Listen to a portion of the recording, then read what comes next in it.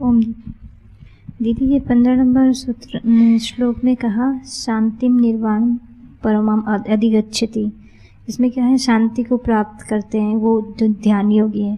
फिर इसमें 18 नंबर के सूत्र में कहे सर्व कामेभ्यः निष्प्रियः, फिर शांति को भी प्राप्त करता है, इसको तो भोग करता है। फिर यहाँ पे सर्व कामों से, सब भोगों से वो स्पृहा रहित है, वो ऐसा बोल रहे हैं। तभी तो शांत होगा ना। दोनों अन्योन्य आश्रित हैं। जितना जितना शांत होता जाएगा उतना उतना कामनाओं से स्पृहा इसकी चली जाएगी। कामनाओं में इसको तृष्णा नहीं रहेगी। अनेक प्रकार की जो कामनाएं हैं, और मुख्य रूप से 3 कामनाएं हैं, पुत्रेष्णा, वित्तेष्णा, लोकेष्णा। और जैसे जैसे ऐष्णाओं से निष्प्रिय होगा वैसे वैसे शांति और बढ़ेगी। इसका आप कैसे अनुभव कर सकते हैं? आप कहीं भी जाते हैं, जैसे आप नदी के पास भी गए, कोई आपको सुंदर सा पत्थर दिखा तो उसको उठा लाए, फिर लाके उसको अपने कमरे में सजा दिया। फिर कहीं कभी आपको समुद्र के पास जाने का अवसर मिला तो वहाँ शंख शीपिये पड़े रहते हैं छोटे छोटे, तो वो सुंदर लगे, उसको उठा लाए, उसको भी कमरे में रखा।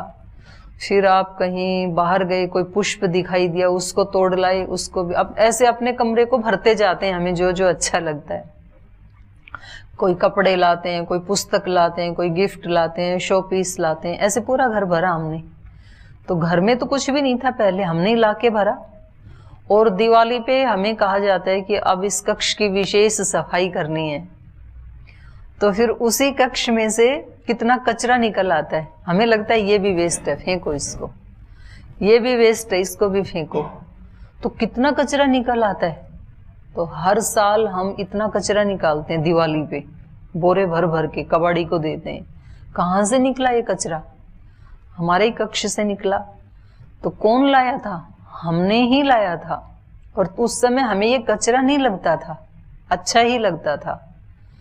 और जैसे ही हमने कचरे को निकाल दिया, कमरा हो गया खाली खाली, बहुत स्पेस हो गया। पहले पूरा भर गया था, अब खाली होने के बाद हमें कैसे लगता है? अच्छा लगता है ना। तो जितना जितना हम खाली होते हैं, कामना से रहित होते हैं। उस दिन पत्थर को रखने की कामना थी, आज कामना नहीं है, आज उसी पत्थर को फेंक दिया। उस दिन उस शंख को, शीपी को लाकर सजाने की कामना थी, आज कामना नहीं है, इसलिए उसको भी फेंक दिया कि कोई यूज नहीं है इसका, यूजलेस है। ऐसे हम बहुत सारी चीजों को हटा देते हैं अपने से, निष्प्रिय हो जाते हैं उन चीजों से। निष्प्रिय हो जाते हैं तो फिर उतनी हमें शांति मिलती है।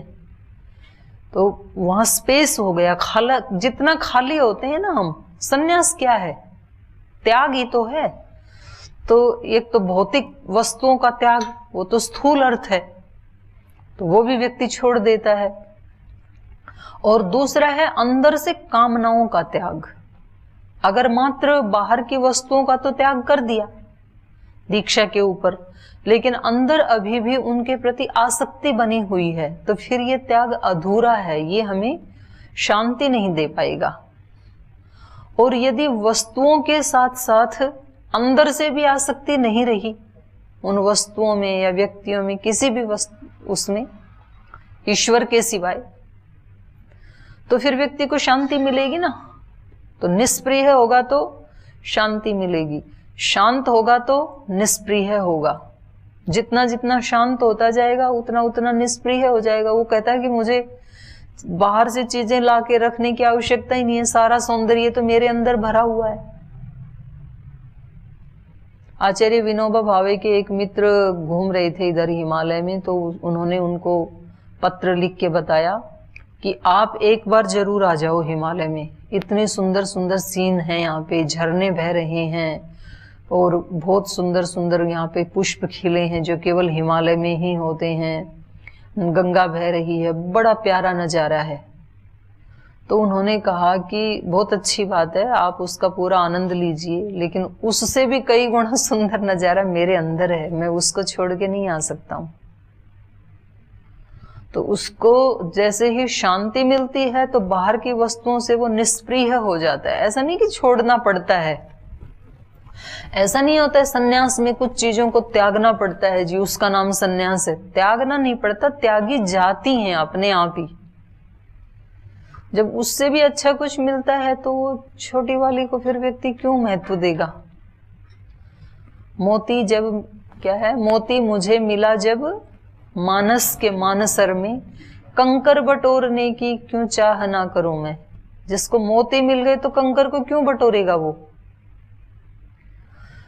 तो उपनिषदों में, दर्शनों में इसकी आनंद की जो मीमांसा की है, सही सा आनंदस्य मीमांसा भवति, तो पढ़ा है आपने तो, कि ये सारी पृथ्वी भी जिसको मिल जाए और वो भी वित्त से पूर्ण, धन धान्य से भरी हुई, और युवावस्था भी हो और आरोग्य भी हो, ये सब कुछ हो उसके पास, वो युवान भी हो, रूपवान भी हो, आरोग्य भी हो, सारी पृथ्वी पे उसका साम्राज्य हो, भारत पे नहीं पूरी पृथ्वी पे, और वो पृथ्वी भी सारी वित्त से पूर्ण हो, इस सब को मिलाकर के ये क्या है, एक मानुष आनंद है ये। और ऐसे ऐसे 100 मानुष आनंद मिलाएं तो फिर वो एक गंधर्वों का आनंद है। ऐसे वहां पे पूरी मीमांसा की है आनंद की।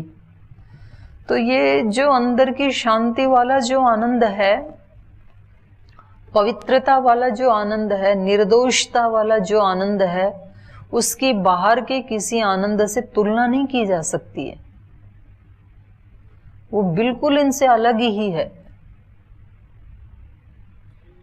तो वो कितना शुभ दिन होगा जिस दिन हमारे अंदर एक भी दोष नहीं होगा, हल्का सा भी अपवित्रता नहीं होगी, किसी के प्रति भी कोई राग द्वेष नहीं होगा, किसी भी वस्तु की कोई कामना नहीं होगी, प्रशांत, बिल्कुल परम पवित्र, निर्लोभ, निर्वैर, निर्द्वंद्व। कितनी उच्च स्थिति होगी वो, तो उसकी कल्पना करके भी कितना अच्छा लगता है। और जिनको वो होती है तो आप सोचो उनको कितना आनंद होता होगा। तो ये जो श्लोक में जो आपने पूछा कि यहाँ तो कह रहे हैं कि वो परम शांति, फिर आगे कह रहे हैं कामनाओं से निष्प्रिय होना, तो ये एक दूसरे के साथ जुड़े ही हुए हैं। जैसे जैसे उस शांति को प्राप्त करेगा निष्प्रिय होगा, पराम शांति को प्राप्त कर लेगा तो सब कामनाओं से नितांत मुक्त हो जाएगा। रेशियो घटता बढ़ता रहेगा ना, जितनी मात्रा में शांति उतनी मात्रा में निष्प्रिय है। परम शांत है तो परम निष्प्रिय है, फिर कोई कामना नहीं है। जैसे गाढ़ निद्रा में परम शांति होती है चित्त की, गहरे सो गए, अब कोई कामना नहीं है इसको, तो उतनी देर के लिए वो कामना से भी मुक्त होता है। लेकिन वो भगवान के एक नियम के तहत होता है। भगवान ने निद्रा की एक व्यवस्था बना रखी है, ये जानबूझ के नहीं करता ये व्यक्ति। लेकिन जब प्रयास करके वो जागते हुए भी ऐसी स्थिति बना लेता है, ये योग की स्थिति है। सांख्य दर्शन में सूक्त आया है ना, समाधि, सुषुप्ति, ब्रह्मरूप, मोक्षेशु ब्रह्मरूपता, तीनों एक ही स्थिति होती हैं। समाधि में भी वही स्थिति होती है, गाढ़ निद्रा में भी वही होती है, और मोक्ष में भी वही होती है। लेकिन समाधि और मोक्ष में प्रयास से बनाई जाती है, और गाढ़ निद्रा में ईश्वर की व्यवस्था से बन जाती है। क्योंकि अगर ईश्वर ने ये व्यवस्था ना बनाई हो तो फिर तो ये व्यक्ति जी नहीं पाएगा। थोड़ी थोड़ी उसको एनर्जी रोजाना देनी पड़ती है, तब उसका जीवन आगे चलता है। नहीं तो ईश्वर को पता था कि ये अपने आप इतना पुरुषार्थ करेगा नहीं, और यदि इसको शक्ति नहीं मिलेगी, इंद्रियों को, मन को, प्राण को, आत्मा को, तो फिर ये आगे चलेगा कैसे। ये शरीर को तो एनर्जी देता रहेगा, ये मनुष्य खाता पीता रहेगा रोजाना, लेकिन ये आत्मा के लिए जितना आवश्यक है उतना नहीं देगा। और देखो कितनी सुंदर व्यवस्था है हमारे शास्त्रों की और ईश्वर की। अगर मान लो केवल सुबह शाम की जो उपासना करते हैं 1-2 घंटा, केवल वही भक्ति में काउंट होती तो फिर वो मतलब कितनी भक्ति कितनी करेगा व्यक्ति 24 घंटे में से। 2 घंटा 3 घंटा, बाकी तो काउंट होगा नहीं। और ये कितनी अच्छी व्यवस्था है हमारे लिए कि हमारे 24 के 24 घंटे भक्ति में काउंट किए जा सकते हैं। तो कितनी बड़ी एक वो दे दी ना सब मनुष्यों के लिए। और ये भी कि जो भक्ति में नहीं भी बैठ पाते हैं 1-2 घंटा, लेकिन वो अपने सब कर्म करते हुए ईश्वर परायण रहते हैं, तो भी उसको भक्ति ही माना जाएगा। स सन्यासी च योगी च न निरग्नि न च अक्रिय। सन्यासी और योगी अलग अलग हैं कि एक ही होते हैं? एक ही होता है, वही सन्यासी है और वही योगी है। और न वो निरग्नि होता है न वो अक्रिय होता है।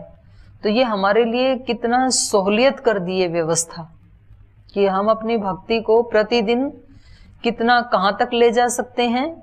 24 घंटे तक। नहीं तो ऐसा नियम होता है कि जितनी देर आप ऐसे बैठोगे, प्रशांत होके बैठोगे, उसको ही हम भक्ति मानेंगे केवल।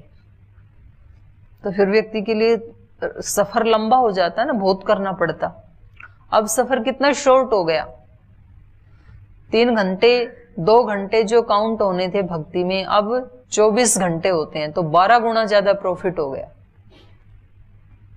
कितनी अच्छी व्यवस्था है।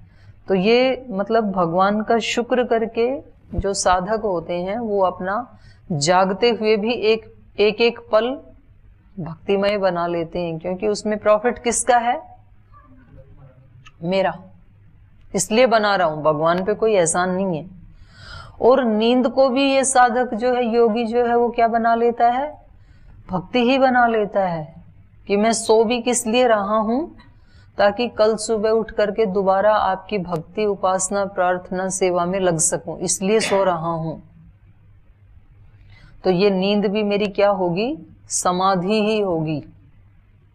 तो उसको भी, पवित्र नींद को भी सात्विक, राजसिक, तामसिक कह दिया, गीता में ही आएगा। तो ये हमारे लिए बहुत ही बहुत सरल कर दिया है ईश्वर का विधान।